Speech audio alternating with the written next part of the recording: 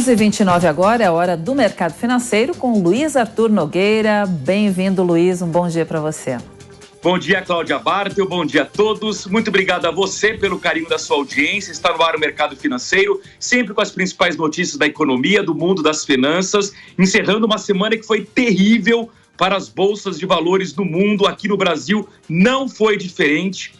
O nosso índice Bovespa opera nesse momento em queda de 0,42% aos 103.300 pontos. Significa que nesta semana foram zerados todos os ganhos da Bolsa Brasileira, que opera no negativo em 1,5% no acumulado do ano inteiro. Significa que quem comprou índice Bovespa está perdendo não só para a inflação, mas está literalmente perdendo dinheiro. Tem menos dinheiro do que investiu lá no dia 1º de janeiro. O cenário internacional também é ruim. Neste momento, as principais bolsas europeias estão em queda. Por exemplo, a bolsa de Frankfurt, que é a principal bolsa na Europa, opera no vermelho neste momento, com uma queda de 0,65%. E também temos na Ásia, bolsas já fechadas, a principal delas, Tóquio, fechou no negativo em 1,5%. Uma semana difícil, vários fatores explicam. No cenário internacional, o principal motivo foi a alta de juros pelos 3 principais bancos centrais, o Fed, que é o Banco Central americano, o Banco Central europeu e o Banco Central da Inglaterra. Os 3 elevaram juros em 0,5 ponto percentual e disseram que vão continuar subindo os juros para combater a inflação ao longo do ano que vem, o que gera um grande risco de recessão tanto na Europa quanto nos Estados Unidos, e é isso que gera o mau humor no mercado internacional. Aqui no Brasil, não bastasse o clima ruim do mundo, nós temos fatores internos que prejudicam a nossa bolsa. O primeiro deles, a indefinição da PEC da transição, também conhecida como PEC fura-teto, que não foi votada nesta semana. A votação ficou para a semana que vem, correndo o risco de não ocorrer neste ano. Isso gera muitas dúvidas fiscais para os investidores. Além disso, nesta semana, a Câmara, na calada da noite, alterou a lei das estatais, reduzindo para apenas 30 dias a quarentena para indicação de políticos comandarem empresas públicas. Felizmente, o Senado disse, opa, não é bem assim, vamos discutir melhor esse tema, e não se sabe se a lei das estatais também será alterada no Senado Federal. Sem falar que o Supremo Tribunal Federal está votando o chamado orçamento secreto, ainda não concluiu a votação está em 5 votos contra o orçamento secreto, 4 votos a favor, mas ainda faltam 2 ministros do Supremo Tribunal Federal para votar, e a votação será retomada na próxima segunda-feira. E a gente sabe que o orçamento secreto é a base de toda a negociação política entre o governo Lula e o chamado Centrão, que comanda a Câmara dos Deputados. É um mar de indefinições, é um mar de incertezas, e ainda faltam vários nomes da equipe econômica do ministro da Fazenda, Fernando Haddad, além do nome do ministro do Planejamento e do nome do ministro do Desenvolvimento, Indústria e Comércio. Com esse mar de incertezas, fica muito difícil a gente saber exatamente qual vai ser o futuro econômico do Brasil. Hora está na PAN, 11h32. Bom, eu queria neste momento, aproveitando o clima de Copa do Mundo, fazer aqui um comparativo entre as 2 seleções que vão disputar a final neste domingo, meio-dia, pelo horário de Brasília. Estarão em campo a Argentina e França. No futebol, muito equilíbrio. E na economia, será que há equilíbrio? Na verdade, não. Há aspectos favoráveis à Argentina, há aspectos favoráveis à França. Quem nos acompanha por imagem já observa na tela. Eu vou ler aqui, reparem, crescimento econômico. A Argentina vai ter um crescimento um pouco maior do que o da França. 3,9% de crescimento do PIB contra 2,5% do crescimento francês. Mas o PIB per capita, o que é o PIB per capita? Ele é sinônimo de riqueza, porque você pega o PIB total da economia e divide pelo número de habitantes. Então, claramente, o francês é muito mais rico do que o argentino. Eu diria 4 vezes mais. O PIB per capita do francês é 43.500 dólares, o PIB per capita do argentino é 10.700 dólares. No desemprego, quase empate técnico. Na Argentina, o desemprego 6,9%, na França 7,3%. Agora, na inflação, a França ganha de goleada. A Argentina tem 92,4% de inflação acumulada no ano, enquanto a França tem uma inflação também alta para os padrões europeus de 6,2%, mas, obviamente, uma inflação muito menor do que a Argentina. Consequentemente, os juros na Argentina também são muito maiores, o que é ruim. É também uma perda de goleada. 75% de juros ao ano na Argentina e apenas 2% dos juros na zona do euro, da qual a França faz parte, esses juros que foi determinado nesta semana pelo Banco Central Europeu. Em resumo, em termos econômicos, a França, neste momento, ganha da Argentina. Vamos ver domingo se dentro de campo o resultado será o mesmo ou não. Muito bem, para a gente analisar então todos os aspectos econômicos dessa semana, esse mar de incertezas que afetam inclusive os nossos investimentos, nós temos um convidado, é o Luiz Fernando Araújo, ele que é CEO da Finacap Investimentos. Luiz Fernando, bom dia, seja bem-vindo, tudo bem?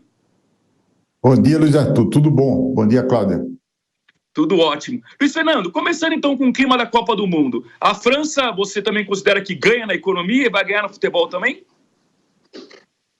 No futebol eu acho mais difícil, Luiz Arthur. Eu acho que a Argentina está com um time bem organizado. É um jogo imprevisível. Na economia, sem dúvida, aí a França está, como você mostrou aí, bem superior, né? Infelizmente, né? Um vizinho nosso latino-americano que no início do século XIX tinha um dos maiores PIB per capita do mundo.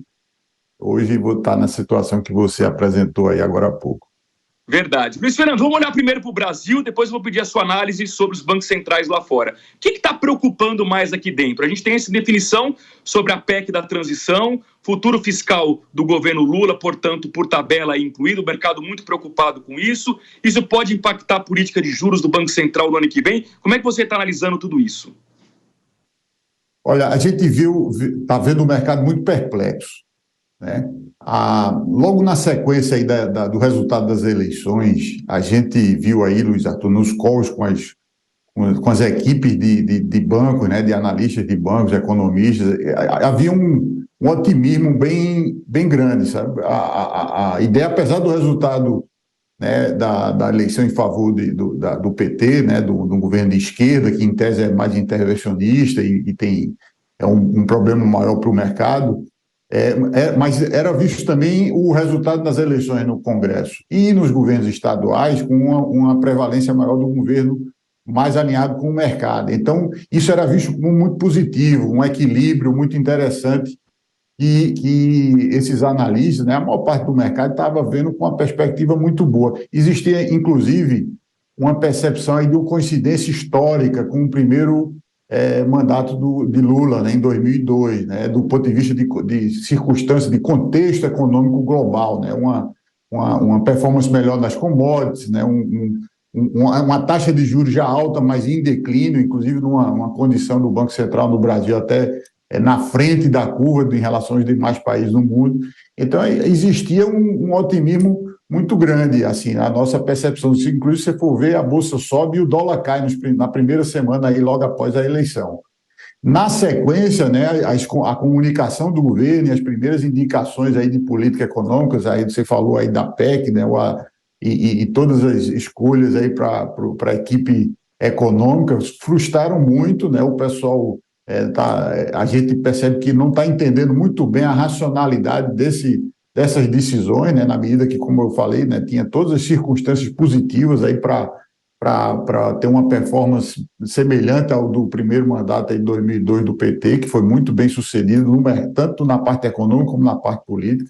Então, houve muita frustração e é isso, como você falou bem aí, a semana mostra justamente esse cenário aí de incerteza, né, e de perplexidade aí com essas medidas que estão sendo tomadas aí pelo novo governo.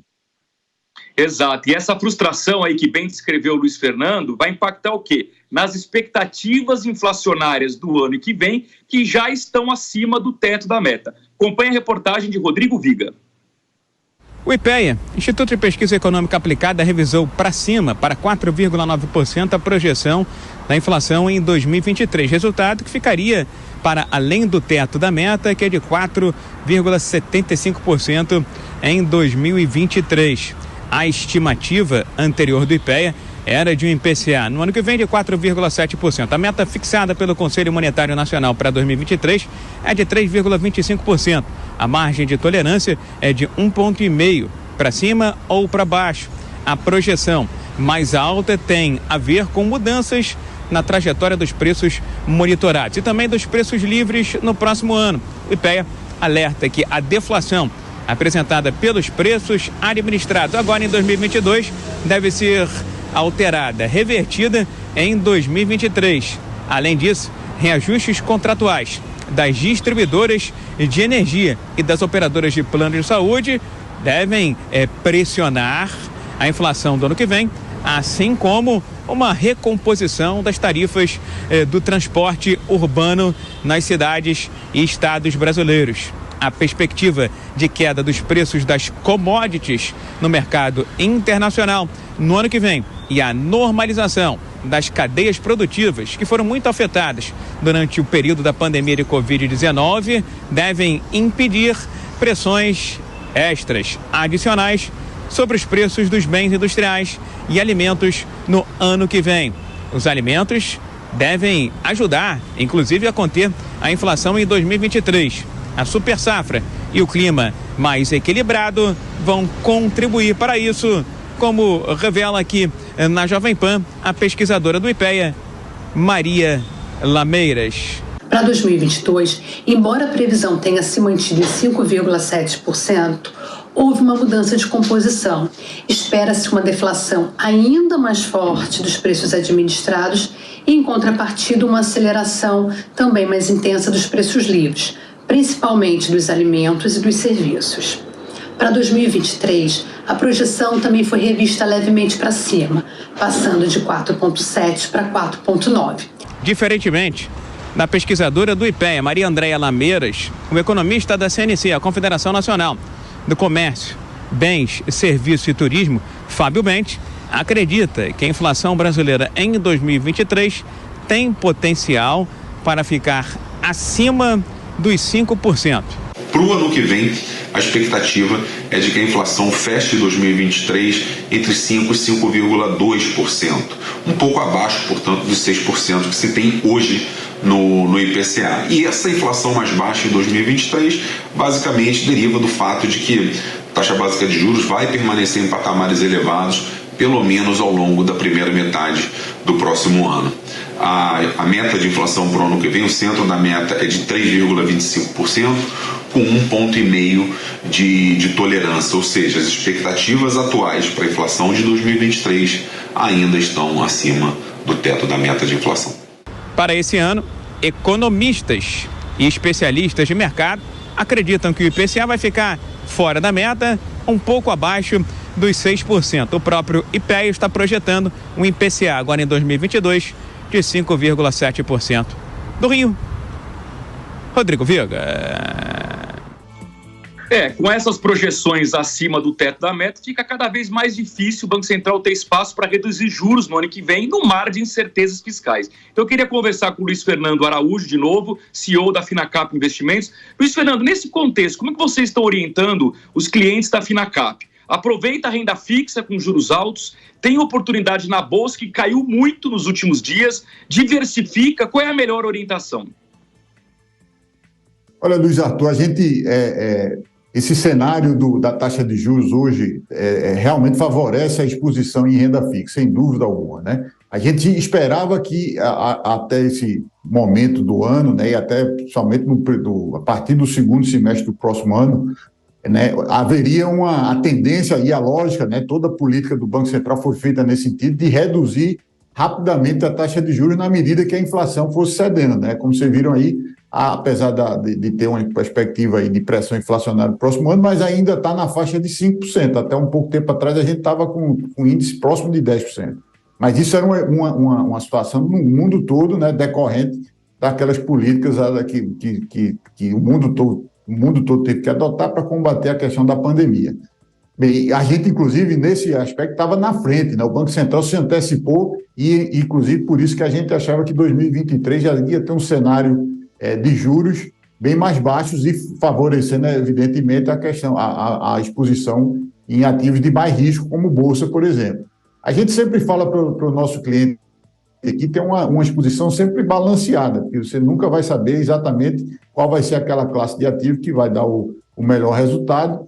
Então, mesmo quando os juros eram 2%, a gente ainda dizia para os nossos clientes que era importante manter uma reserva em renda fixa pós-fixada, né, que é a classe de ativo de mais baixo risco.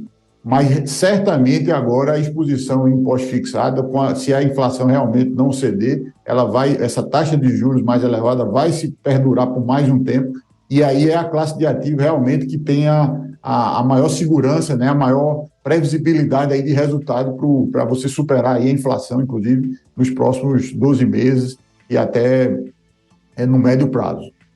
Perfeito. Luiz Fernando, aperta um botãozinho azul aí que apareceu no teu Zoom, na sua tela. Eu estou até com uma curiosidade antes de fazer uma última pergunta. Você fala ao vivo com a gente direto do Recife, é isso? Isso. Aí, atrás da sua janela aí é a Praia de Boa Viagem? Não, aqui é a Avenida Agamenon Magalhães, é uma avenida bem central da cidade, liga a Zona Norte e a Zona Sul da cidade. É uma avenida que está bem enfeitada agora com a decoração de Natal. Então, já estava imaginando a praia. Luiz Fernando, quando a gente para a Bolsa, ela caiu muito, né? E dentro da Bolsa tem ações, por exemplo, ligadas a empresas estatais. O risco está muito grande. Você recomendaria, dentro do portfólio que vai ser colocado em Bolsa, incluir as estatais num contexto que, obviamente, vai assumir um governo mais intervencionista, um governo que tende a mexer mais com as estatais do que o atual governo? Vale a pena correr esse risco? Não, Luiz Arthur, isso é um problema muito importante que você está colocando. Essa questão da lei das estatais, a gente escreveu agora sobre isso, uma carta para os nossos clientes. A lei das estatais foi um marco fundamental para o Brasil, né? Você tem uma ideia, as empresas, a Eletrobras, o Banco do Brasil e a Petrobras, mais do que triplicaram o valor de mercado dessas empresas de 2016 para cá, que foi justamente o período que houve a promulgação dessa lei, né? Tem relatórios no mercado que estimam em centenas de bilhões de reais o prejuízo que o governo, que a sociedade tinha com a Eletrobras, por exemplo, antes de ser privatizada. Então, a gente vê a quantidade de dividendos que as estatais estão distribuindo, são mais de 200 bilhões de reais de dividendos que foram distribuídos nos últimos 12 meses pelas estatais, muito decorrente dessa melhora da performance econômica dessas empresas portanto, essa mudança e a revogação aí dos principais pontos aí dessa lei é muito ruim para o Brasil e para essas empresas, evidentemente, para os acionistas que investem nelas da mesma forma, né? Mas eu diria que esse problema é mais amplo ainda. A gente tinha, inclusive, no nosso fundo de ação, tem um investimento relevante na Petrobras, que a gente já diminuiu. Como você fala, realmente o preço hoje está tão barato. Para você ter uma ideia, a gente está com níveis de preço-lucro entre as piores empresas de petróleo, né? As estatais argentinas, chinesas, né? Estão negociando até com preços melhores do que a Petrobras hoje em dia, né? Apesar dos resultados econômicos espetaculares e do potencial, né? Do pré-sal, que é uma das principais reservas aí de petróleo do mundo, as principais alternativas aí de exploração de petróleo no mundo hoje, num país que está numa situação geopolítica espetacular, né? Mas, como você fala, é muito risco, a gente ainda tem uma exposição pequena, tá certo? Até porque a gente não acredita que esse processo de deterioração do resultado econômico dessas empresas vai ser um processo rápido, né? Se acontecer, eu costumo dizer o seguinte para os clientes: esse problema da intervenção da mudança da lei das estatais é uma condição necessária, mas não é suficiente. Não quer dizer que foi liberado a intervenção política que vai haver efetivamente, né? O primeiro, como eu falei, até referindo o primeiro mandato de Lula, em 2002, a Petrobras, apesar de ter inclusive um presidente, Sérgio Gabrielli, que foi indicado politicamente para ser presidente da empresa, mas a empresa teve uma performance de mercado espetacular. A empresa chegou, a ação hoje, se você tem uma ideia, está negociando a R$22, na época de 2008 ela chegou a R$55, né, com a administração indicada politicamente. Então, não é uma condição suficiente, é uma condição necessária. Para poder ter intervenção, eles vão ter que mudar a lei da distribuição, mas não significa que vai efetivamente ocorrer uma deterioração muito grande para a empresa, então a gente precisa acompanhar, mas sempre com uma exposição muito conservadora. Perfeito. Luiz Fernando Araújo, CEO da Finacap Investimentos, falou com a gente ao vivo, direto do Recife. Muito obrigado, Luiz Fernando. Um grande abraço e até uma próxima oportunidade. Obrigado a você, meu amigo. Até a próxima. Até a próxima. E com isso a gente encerra essa semana do mercado financeiro, uma semana muito ruim, Cláudia. Olha, muita gente perdeu dinheiro, infelizmente, na Bolsa de Valores. Eu devolvo para você. A gente espera que próxima semana seja melhor, né, Luiz? Semana que vem tem mais mercado financeiro com Luiz Arthur Nogueira, então. Até mais, um bom dia para você.